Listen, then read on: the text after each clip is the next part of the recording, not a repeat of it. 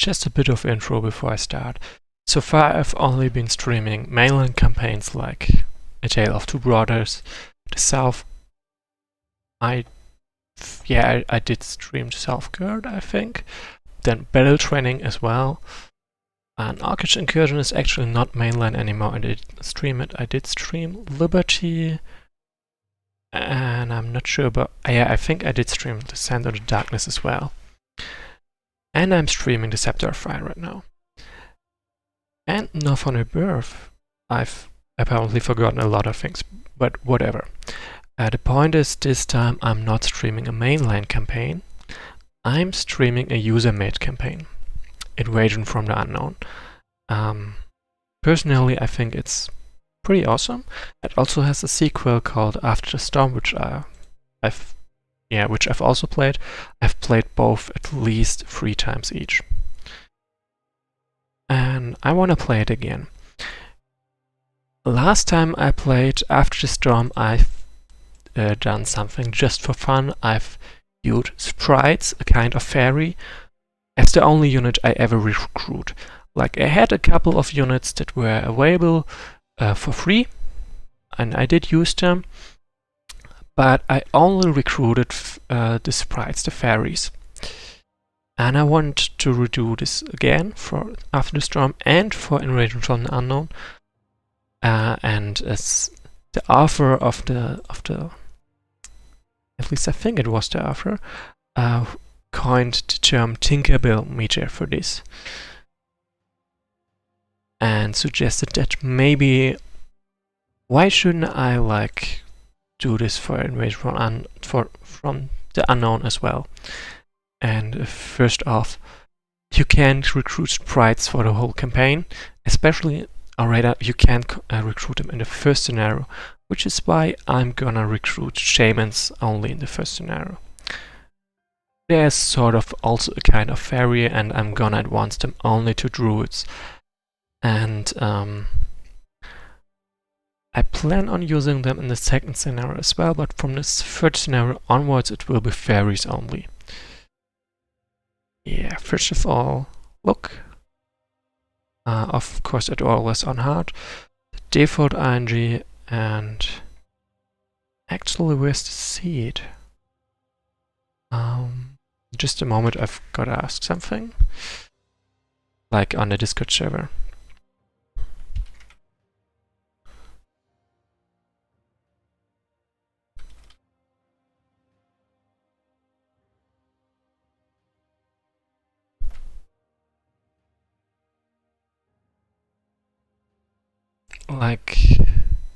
Oh, right, that's...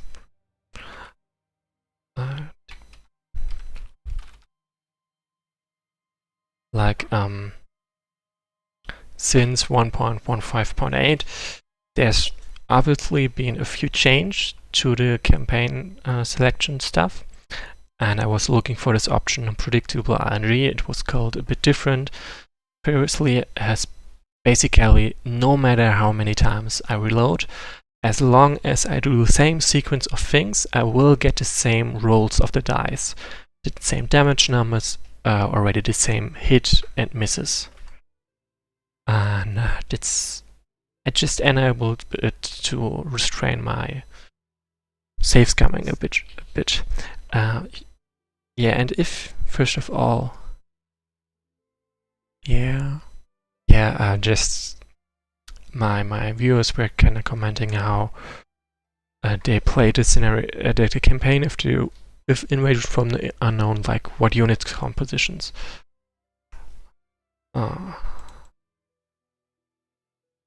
Like, I usually always went for 1 unit of each kind at least, maybe 2, but that's the way I always play, so going sprites only was pretty refreshing.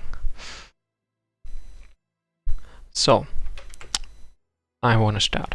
I forgot what I was saying, so whatever. Tinkerbell meter. Alright, if you see the name of the video of the stream, you will see that there's no save scumming label, because this is really just for fun, and I will mess up with sprites only, I will get into situations where I will have to reload to get out, like a couple of turns back. And okay, this looks funny. So I don't want to limit myself to this stringent no reloading.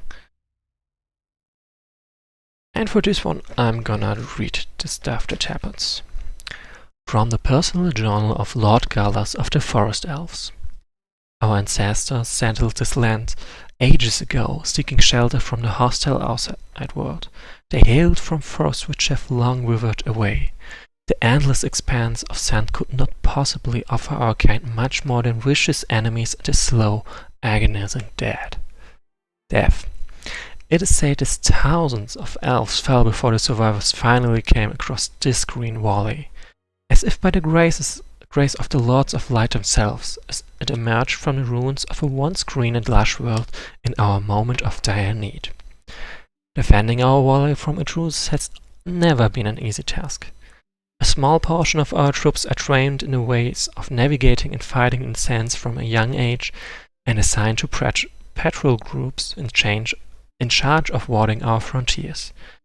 It's not a particularly rewarding mission, but it has allowed us to prosper as a united people. My father was on duty leading this group one night against a band of nomadic humans, barbarians unwilling to converse, speaking creatures not born of the kin's blood, and only intent on conquering and taking what they believed their spirit right. A sling bullet broke his skull as he defended an injured comrade. At the time I was shocked by his death, a graceless end to a valiant life. I cried for the last time at his funeral. On memory of him I swore to become the best, advancing beyond the ranks of my comrades until I was one of the best fighters and commanders amongst my people, despite my age. Elindare, honestly, no idea how I have to pronounce this. I will ask the author. Elindare has taken care of me like her own son since then.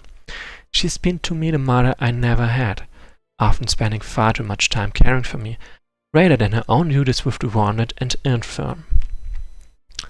Scenario 1. Border Patrol. Recently the frequency and intensity of the hostile incursions has increased. We can detect no single hand behind them, but it is as if they were thrust into our domains by some force greater than their own petty greed and rage. They throw themselves onto our blades and arrows as if death were a better alternative than retreat. Our patrol groups are growing in size to resist, but the pace of recruiting is becoming harder to maintain. Most people do not crave the chance to risk their lives in combat against such determined foes. Then one day, we discovered the source of the outsider's frenzy. So, it's asking me if I want to see these character descriptions because, well, it's a really cool campaign. And I'm saying yes. I haven't played in a while and I like reading that stuff. Move on, you sluggards. Let's claim these lands for the master. Be careful. We were warned that there were still elves in this valley. No matter. We'll tear them to pieces if they dare oppose us. A host of humans in the southern dunes. It has been quite a long time since any of them have wandered here in such numbers. What should we do? According to our laws, we should always grant refuge to wanderers. But I sense hostility from this group. It would be wise to observe them for a while, but let us be prepared for the worst nonetheless. Very well. So, I'm not gonna do voices because I suck at doing voices, so you will have to live with me reading it in the same music Oh, hi, Iris. This newest follower just now, that's the author of the campaign, so I am very honored. Anga, if you were asked, you asked why Tinkerbell matter. I explained it at the beginning. I'm gonna play shamans and sprites also. Fairies basically only. And fairies. Tinkerbell is a fairy. So, let's start. First of all, it's a normal unit that one has no character introduction. I should check my things, like I've skipped a lot of, I need to enable a couple of things first, and I'm gonna recruit shamans only, as I said, Tinkerbell meter. So, character introductions. This is Gallus, this is our hero. He will also, yeah, he's important. Gallus is an elvish fighter. As such, he has 2 advancements. Well, this is the basic stuff. He's an elvish fighter, 2 advancements, captain and hero. I'm gonna choose the, what's it called? Like, actually, I think I'm gonna go for the hero. I always do, and there are plenty of scenarios where he has to fight instead of the lead, and especially in later scenarios, we will have high-level units available that do not profit from leadership, so it would be wasted on him.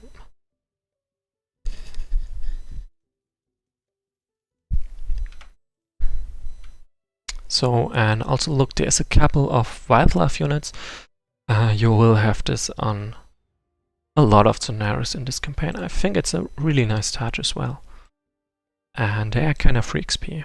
Like, if I can kill them. If I can't, they can just fly away. Like this one, for example. So I'm gonna ignore him instead, because it's not worth my time. Like, I want to move my units into position fast. Recruit a couple more. So, this, yeah, I think that should be fine. So, as he said, they're just moving into position to defend. They, if those enemies are actually friendly people, they will be offered refuge. But that's not really gonna happen, because they are not friendly people. Not at all. So, problem with the Tinkerbell meter is you don't have access to a lot of damage types.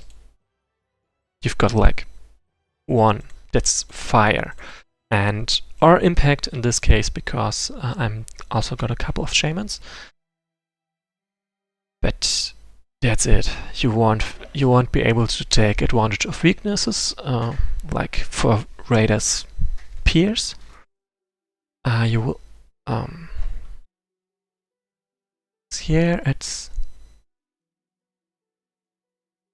yeah, and Iris just commented that she's gonna close Tinkerbell meter if this fairy spam is gonna be an actual thing. I think I started in the 2nd episode of After the Storm, and I just went on and actually did it and played fairies only. I don't think this... Okay, maybe it is tame for the first scenario, but it's not gonna be easy with fairies only, I'm afraid. So, attack! Leave no one alive! They are attacking us! You don't say. Our laws are very clear and strict on this matter. We shall not let hostile outsiders enter our valley. Repel them! And with this, my scenario objective changed to defeating the enemies and turns running out. And first of all, I want more shamans.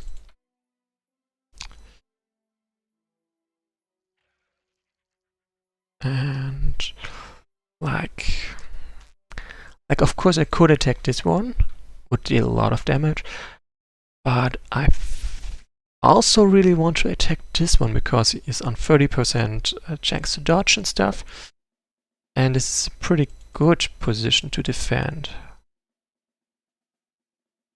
But on the other hand, there are gonna be way more units that can attack him and no heal next to him, so I choose this. So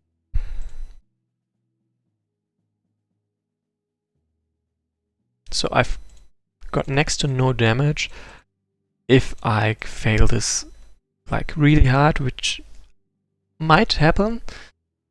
I'm pretty much willing to maybe not go Tinkerbell meter from the first scenario on, especially when I can't recruit fairies anyway. So it's not that much of a break, and unlike fairies, shamans don't have any damage. And damage is kinda important to kill the enemies. Like, it's kinda sad that I can't actually go Tinkerbell meter from the first scenario on, but well, let's try first. Maybe it is somehow possible. Like, I doubt it, but whatever.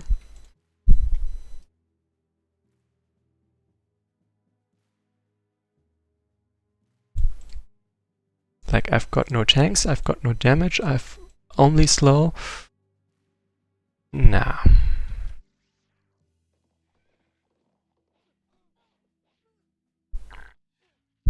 But yeah, because I'm pretty sure that I'm gonna fail this, like with shamans only. I just wanna say again, I don't have damage, so it's a bit harder. And I wanted to try at least. It would have been cool if I could have made it with shamans only in the first scenario, but apparently not.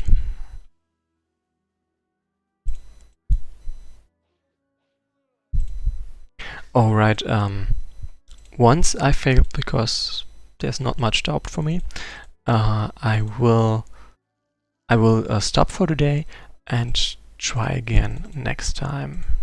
Like in like 2 days or something.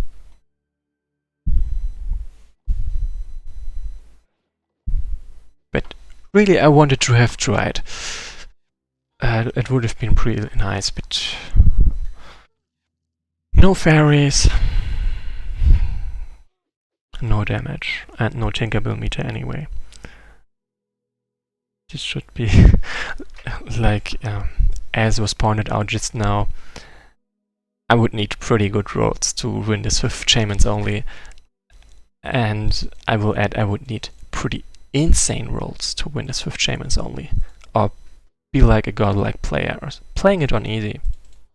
It might be possible on easy, but I'm playing on hard, so no luck there.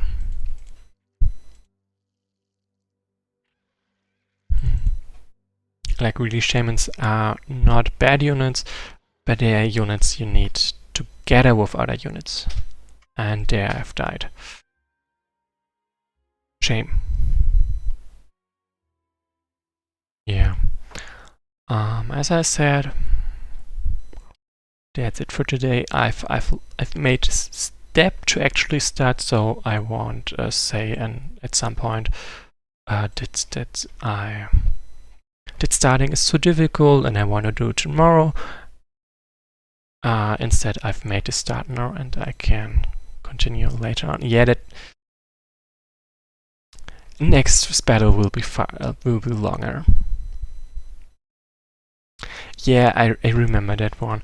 But Iris, you gotta remember that he also had access to the units you get every scenario, and you get a lot of units every scenario in Heir to the Throne.